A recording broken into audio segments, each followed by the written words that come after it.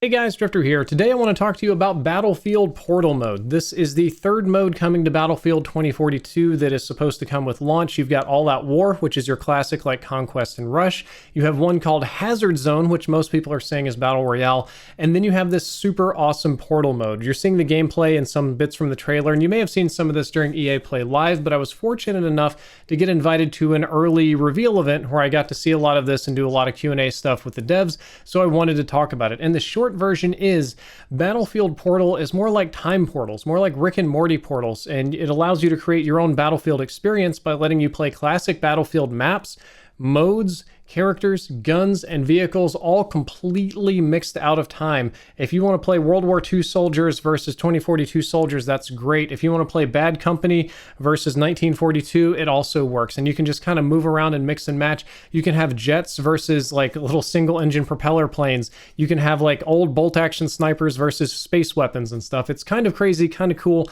And I genuinely think this is going to be super fun, but that's just scratching the surface. This is the most intense custom mode level editing thing I have ever seen in my life, because it has a logic editor that allows you to edit the logic of your own game modes. And I don't mean the simple thing like, oh, we turn headshots on and off and we change how much damage a gun does.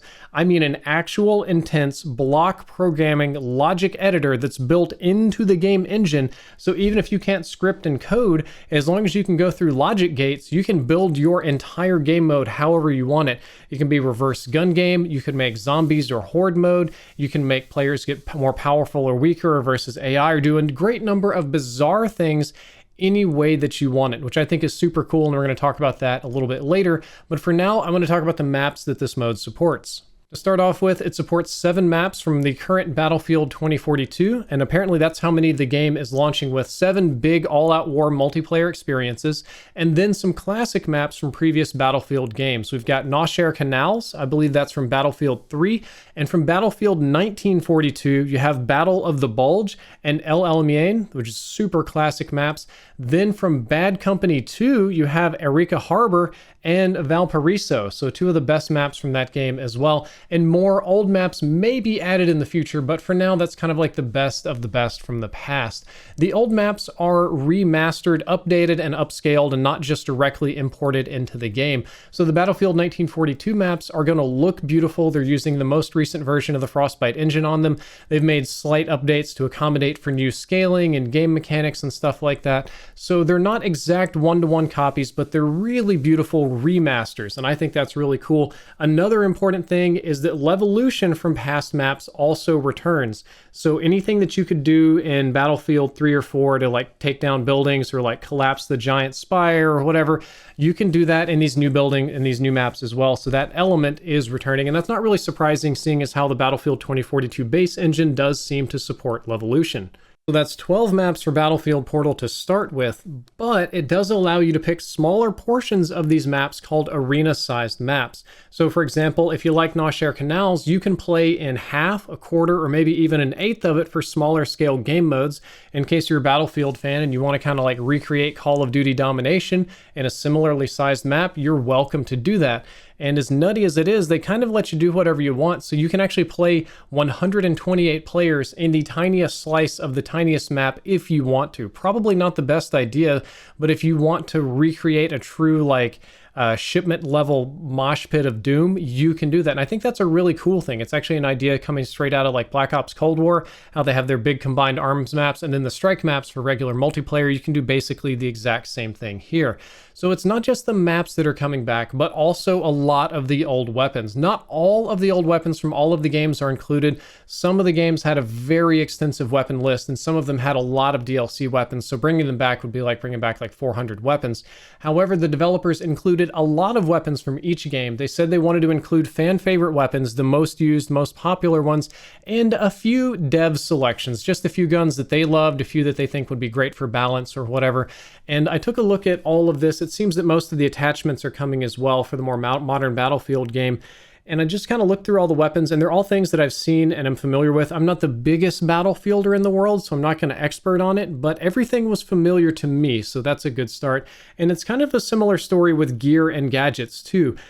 All of your classes and class roles and gear and gadgets and drones and claymores and flare guns and goofy stuff from games past are coming back, and you can mix and match in here with your classes. You can have like a bolt action sniper rifle primary and your secondary be like an ultra modern SMG within like a Battlefield Bad Company gadget, just depending on how you want to build your game mode. And this is just awesome. This is very community support, and that's the next topic we want to move into. They're going to open up with a few official dev experiences, which are just some things that the developers made with this mode. I think they said the first thing they're going to do is let you relive old games exactly, so you can literally teleport back in time and play Bad Company 2, Rika Harbor, and just go at it exactly like you'd rebought a modern remaster of Bad Company 2, which is downright awesome. But the developers are also going to rotate out community experiences that they like on kind of like a curated list, like the favorite game modes that we like this week, like the Block and Fortnite. And you do have a full list, so you can search for anything. You can search for by your friends, you can search by the name if there's a popular mode. And the Battlefield Builder lets you build it. As long as you have a server code to type in, you can join anybody's game and do anything. But we need to talk about the Battlefield Builder, because that's probably the craziest part about this. I don't want you to think this is like Forge mode from Halo, where you're rotating boxes and trying to make unusual geometry. Rather, it's more like a logic editor. So you can do this they showed us via a browser. So I just log in on Chrome to my Battlefield account, and I can log straight into the Battlefield Builder and start customizing my game mode and doing whatever I want with it, from really simple changes like health to really complex ones like 20-part logic gates, just depending on what I want to build. And it all works through a browser. That means you can do it from work and then come home and play the mode that you built while you're at work. It didn't explicitly say mobile, so I'm not going to expert on something that was unrevealed, but I would be surprised if this doesn't come with a mobile app of some kind or some kind of Origin support, or at the very least, as long as you can run Safari or Chrome on your mobile phone, which is almost all of them, you can still just build things via mobile. So you don't actually build this in-game, you're not fidgeting with options, you just do this through a browser, and the servers kind of take care of the rest, which is really cool. And some of the things that you can create, you can actually add or remove AI. You can scale up their difficulty. So if you want to, you can create more narrative PvE experiences using the editor. Oddly, it's amazing. Personally, I'm probably going to try to make some zombies and horde modes and beef up their health and some fun little things like that. It's also an excellent sandbox to test weapons in. If you're a hardcore person and you like gun stats and you're going to make in-depth like me, this is the absolute perfect place to build your own test range, which I think is really cool. It's going to launch with a simple server code, kind of like Fortnite. Whenever you're done customizing and building, you can choose to keep your thing public or make it private. And if you keep it public, it'll give you a little server code, so you can just text your friend like the 5 or 10 digit code. They punch it in on their game and they're good to join. This is cross-play, support from any console, PC, whatever. And all DLC in Battlefield 2042 is going to be added in the future. So every time they have a DLC content, new weapons, new specialists, new map, whatever, it automatically gets added to this portal mode, which is just super cool. They did talk a little bit about some specialists. They said that we've seen a few specialists and everybody likes the grapple hook guy. They said they've got 10 total specialists at launch, which is kind of insane. And I wanted to take a minute. I don't believe I'm even allowed to show you footage of this, but I want to take a minute to talk about the logic editor. In place of scripting and programming, like the work you have to do with a Minecraft server, they took the bulk of that work and dumbed it down to true, false, if and, score equals whatever, and big like programming block modules that you can drag and drop from your PC. And it's organized in a way to where it actually looks pretty straightforward. So if you want to make a mode to where you have 3 lives, but if you get 5 kills, you get an additional life, there's a logic path for you to edit that. If you want to make a mode that gives you bonus 10% damage for every kill you get and more health so that you become an unstoppable juggernaut, you have enough tools to program your own custom logic gate for that.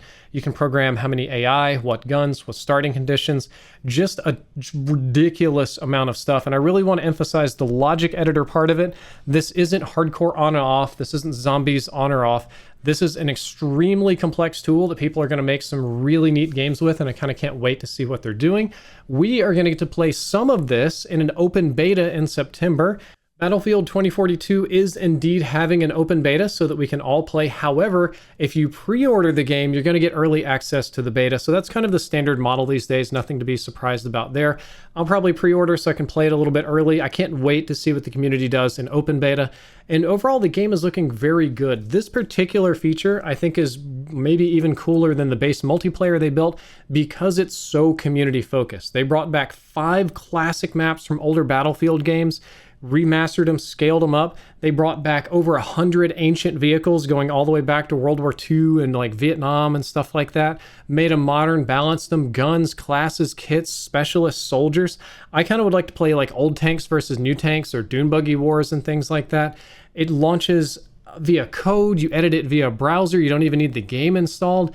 And what this does is kind of lets the community make unlimited custom games. So the community can do whatever it is that they want with this. It adds a near unlimited amount of replayability and is completely independent from DLC. So even if you don't buy a penny of DLC, you've got pretty much unlimited content with this logic editing mode. And I think that's a super good and super community focused thing. Guys, that is all for this video. I hope that you enjoyed it. I hope you learned something useful. If you did, don't forget to like, favorite, and subscribe, and I'll see you all in the open beta. Drifter out.